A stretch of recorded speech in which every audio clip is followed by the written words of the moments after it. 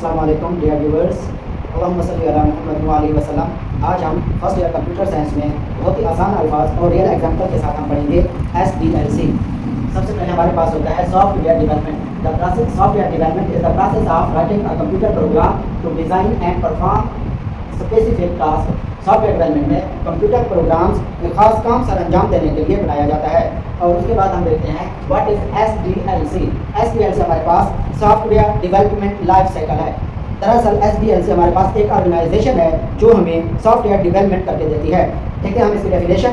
Software development life cycle is a framework that defines the processes used by organization to build an application from its initial conception to its deployment and maintenance। ये software development हमारे पास एक framework है और ये एक organisation के तौर पर काम करता है जो हमें सॉफ्टवेयर डेवलपमेंट करके देता है, एप्लीकेशन सॉफ्टवेयर बनाकर देता है या सिस्टम सॉफ्टवेयर बनाकर देता है। इसमें सॉफ्टवेयर जब बात आएगी तो सॉफ्टवेयर हमारे पास दो टाइप्स के होते हैं। One is application software and second is system software. Application software वो होता है जो कि एक यूज़र के काम को आसान करे और सिस्टम सॉफ्टवेयर वो होता है जो कि पूरे सिस्टम को, पूरे हार्डवेयर कंपोनेंट्स को कंप्यूटर के मैनेज करता है, वो हमारे पास सिस्टम सॉफ्टवेयर कहलाता है। इसी तरह सॉफ्टवेयर डेवलपमेंट में SDLC जो है हमें हाई क्वालिटी सॉफ्टवेयर प्रोवाइड करता है जिसकी कॉस्ट एस्टिमेशन होती है और वर्क एफिशिएंटली ये हमें देता है।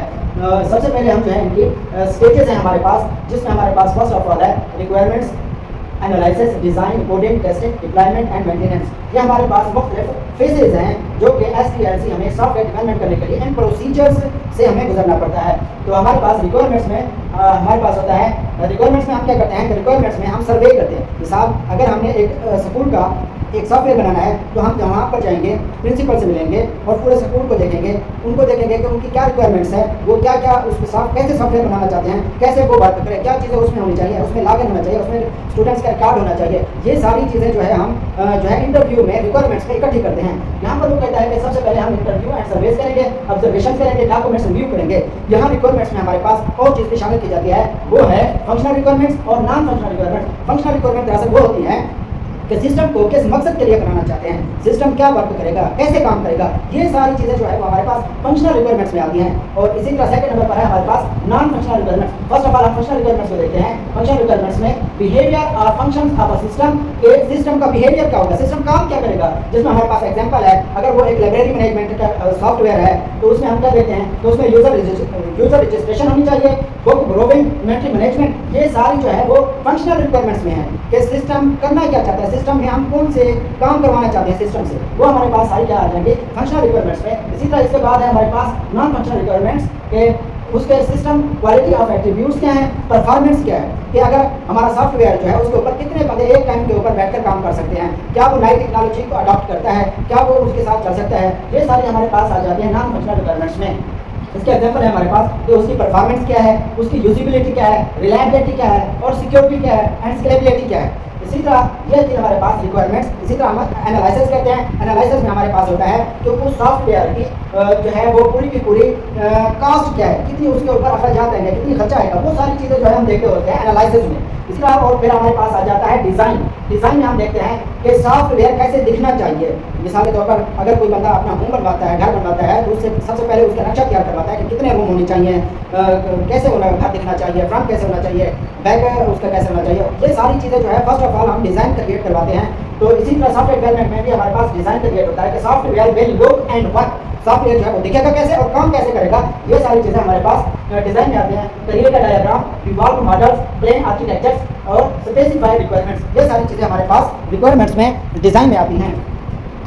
ये सारी चीज़ें हम रिक्वायरमेंट्स में देखते होते हैं कि डिज़ाइन में देखते होते हैं कि वो हमारा सॉफ्टवेयर जो है वो दिखेगा कैसे, काम कैसे करेगा। ये था हमारा फेज नंबर 3, जिसमें अब है हमारे पास कोडिंग। कोडिंग क्या होती है कि प्रोग्रामिंग जो है एक प्रोग्रामर जो है वो प्रोग्रामिंग करते हुए, प्रोग्रामिंग लैंग्वेजेस को इस्तेमाल करते हुए कोडिंग करेगा और सॉफ्टवेयर का क्रूशियल फेज जो है वो स्टार्ट होगा यहाँ से, कोडिंग से। कोडिंग में हमारे पास मुख्तलिफ हम लैंग्वेजेस को इस्तेमाल करते हुए, जिसमें हमारे पास यहाँ पर ये लैंग्वेजेस हैं, लैंग्वेजेस हमारे पास हैं जैसा कि HTML, CSS, जावास्क्रिप्ट,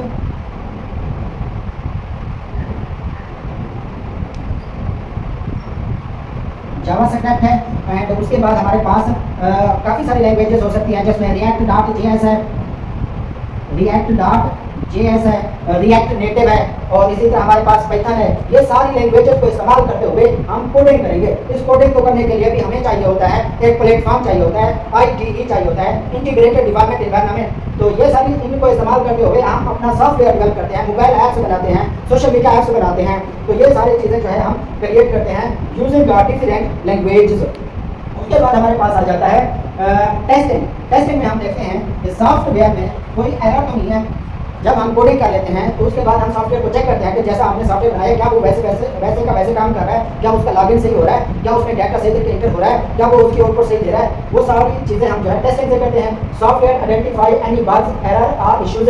टेस्टिंग में हम जो है उसके बग्स एरर को रिमूव करते हैं, उसके जो इश्यूज हैं उसको हम खत्म करते हैं। उसके बाद हमारे पास लास्ट में आ जाता है डिप्लॉयमेंट। डिप्लॉयमेंट में दरअसल जो है एक मुकम्मल हमारा सॉफ्टवेयर क्रिएट हो जाता है। अब तो हम उसको जो है एक स्टेक होल्डर जो है जिसने सॉफ्टवेयर बिल्ड करवाया है उसको जो है हम उसको इंस्टॉल करके देते हैं कि आप अपना सॉफ्टवेयर चेक कर लें, उसमें सारी क्वालिटीज़ और पूरे फंक्शनल जो है वो काम कर रहा है। और लास्ट में हमारे पास आता है मेंटेनेंस। मेंटेनेंस में हम जो है उसकी जो है मेंटेनेंस के लिए मतलब तो उसमें अपडेट्स वगैरह करानी है या मज़ीद अगर कोई फीचर ऐड करने हैं तो वो हम यहाँ पर मेंटेनेंस में यहाँ पर देखते हैं। अल्लाह हाफिज़।